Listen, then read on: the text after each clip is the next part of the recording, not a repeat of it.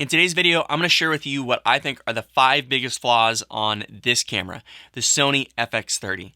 Now, the purpose of this video is not to bash on the Fx30 or Sony or anyone that uses this camera. I own it and am keeping it and am super happy with this camera. I think it's a fantastic little camera. But the purpose of this video is to help you understand the limitations of this camera and kind of help set some expectations. Because I think if you're someone that is considering purchasing it or you've just picked it up, I think having some clarity and understanding on where the limitations are with any tool, but especially a camera, is only going to help you get better results moving forward. Just for a little bit of context up front, my name is Riley and I'm a documentary filmmaker based in Seattle, Washington, and I'm often finding myself filming stories and projects in places and locations that having larger camera packages would create more problems than they would solve. I use the Fx30 as my B camera and the A7S III that I'm filming on right now as my A camera because I really do like and appreciate having small mirrorless cameras that don't draw a ton of attention to myself when I'm filming a project, that produce just as good, if not better, images than some of the larger camera packages out there. And so that's definitely going to inform the list that I'm about to share with you, and it's just going to inform my shooting style in general. So if you're someone that likes to film run and gun and you shoot weddings or documentaries, then I think that this list is definitely going to apply to you. All right, let's dive in. First up on this list is the 4K 120 mode.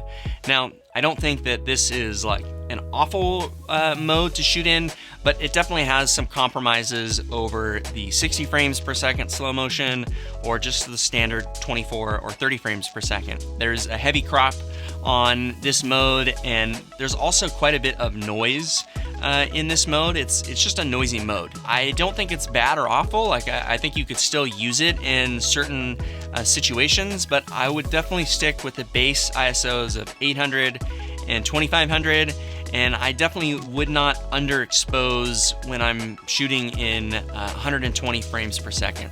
I just don't think it's quite as good as some of the other modes, and I'm not planning on using it a ton, especially since I have an A7S. I think the other thing that this means is that you can probably save yourself some money on SD cards if you're not planning on shooting a bunch of 4K 120, because you're definitely not going to need a CF Express Type A card, which is more expensive. And I believe the V60 cards, I'll verify this, but I believe the V60 cards can still shoot up to 4K 120, just not in the S&Q mode in the XAVC-S format. And so if you're going to shoot XAVC-S, especially up to 60 frames per second, then just buy a V60 card and save yourself a little bit of cash.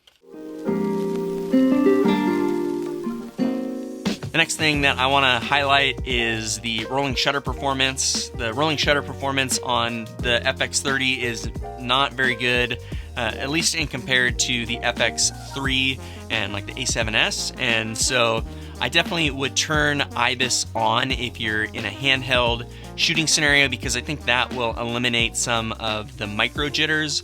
But you're definitely not going to be able to get away from this. Anytime you have like a fast pan or kind of shaky handheld footage, it's probably going to be more noticeable than on like the Fx3. And so it just is something to keep in mind with the types of shots that you're trying to get with this camera. The next one on this list is probably a little bit controversial, and I did make a different video on this channel highlighting the fact that the sensor size being Super 35 was a really good feature, but I'm including it on this list in the biggest flaws because the Super 35 sensor is also a 6K sensor. Now, the reason why I'm including that on a list of flaws is because when you cram more pixels into like a smaller size sensor, it just is going to have a worse low light performance. The pixels have like a less real estate to catch light. And it's also going to force the camera to window in on the sensor in the 120 mode.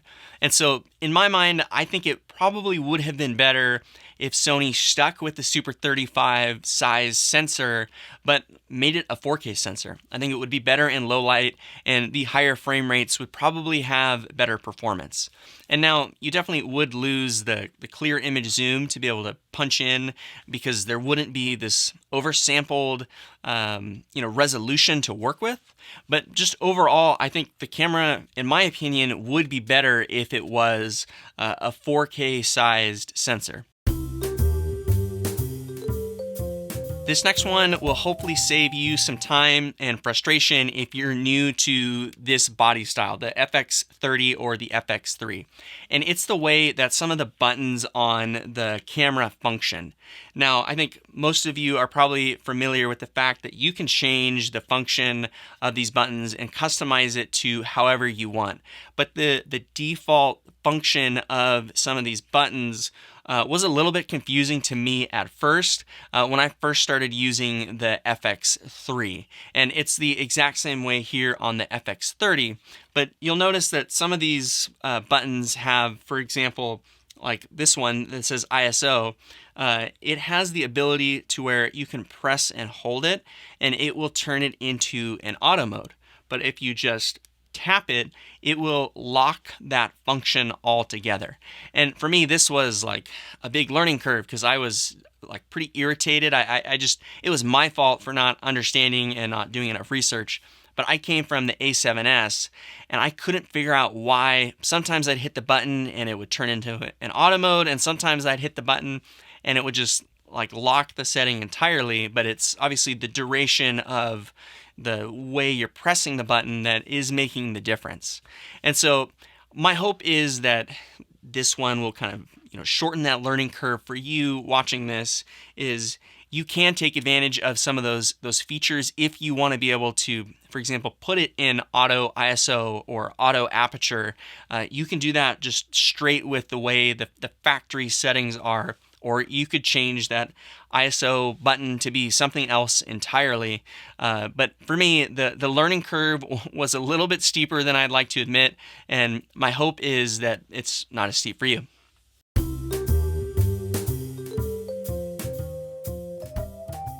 This next one is a complaint that I made about the FX3 because these two cameras share the exact same body style. And if I'm being honest, some of this is just kind of being a little bit nitpicky, but I think it's worth pointing out because it's something that bugs me. The first one related to the body style is there's no built-in ND filter, and if it's not on the FX3, it's not going to be on the FX30, but my hope is that moving forward on FX3 Mark II, maybe the FX30 Mark II, will get some sort of built-in ND filter. The next one is that this top handle is just a little bit too short, and so I bought this extension thing from a Small Rig. It's a small thing, but it did cost me an extra $50 or so to get kind of this extension unit added to it. And then the final kind of gripe I have about the body style is just the placement on some of the buttons, and specifically the joystick on the top. Now on the A7S III, the joystick is right here on the back of the camera, and when I'm shooting with it, my thumb is in like a natural position to be able to take advantage of it, and be able to move a focus box around or use the menu. But on this camera, the joystick is right on the top of the camera, and so when I'm holding it like this, like a normal handheld kind of shooting scenario, my thumb is just not kind of naturally in that position. And so I either have to like awkwardly like tilt my wrist forward to get to it, or tilt my wrist back and use my, pointer finger with it. And so I wish that Sony would move this little joystick down to the back of the camera. It, to me, is just a much more natural position and just is more ergonomically friendly. As you can probably tell from this list, there aren't a ton of deal breakers when using this camera. It really is a fantastic little camera, especially for the price point. There aren't a ton of kind of friction points or things that I just don't like about this camera. I'm a big fan, and I definitely would recommend it depending on your needs. But for me and my needs, this is a perfect B camera. And honestly, if I was starting my filmmaking career today and I needed to buy my first video camera, this is probably the one that I would be looking at. But that doesn't mean this list is exhaustive. Be sure to let me know in the comment section below if there's something you think I missed, or there's kind of a headache that you're having with the camera. I would love to hear from you and hear what other people's experience using this camera is. And as always, I would love it if you would consider subscribing and hitting the like button below. It really is the best way to help me support this channel. Thanks so much, and I'll catch you guys in the next one.